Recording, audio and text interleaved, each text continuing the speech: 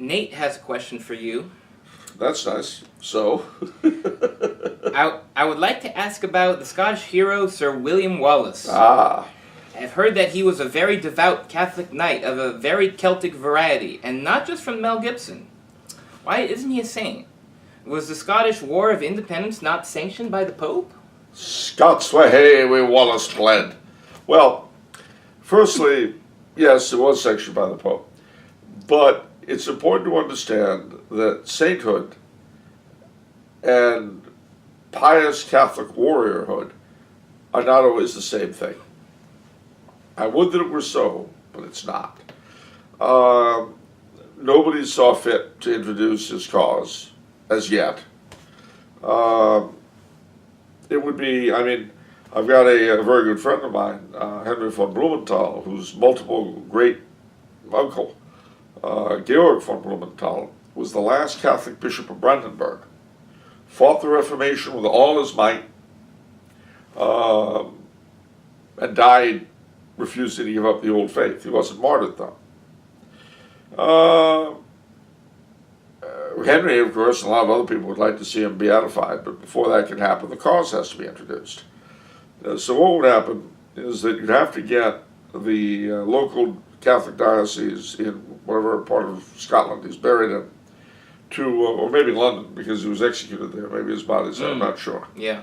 Anyway, you would have to get them to introduce a cause. And that would have to show there was a certain amount of veneration for him already as a saint. There's a William Wallace Association, by the way. You can look them up. They're big William Wallace fans. And that would be the place to start. I mean, if you would like to see William Wallace a saint, then you have to start with the way it works.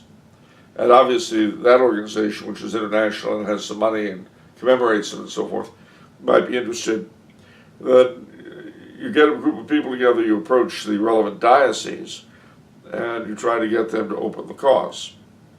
Now again, remember that this is not simply about him being a pious fellow, but they also look for miraculous proofs of his being in heaven.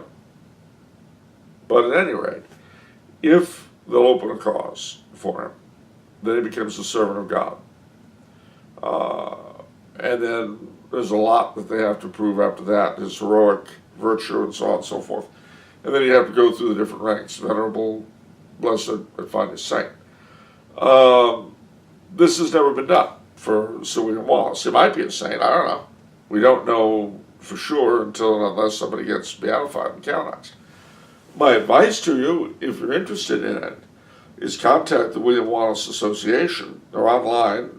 I think it's like williamwallace.org or something. And it's been around since the 1920s. I mean, this isn't some fly-by-night thing.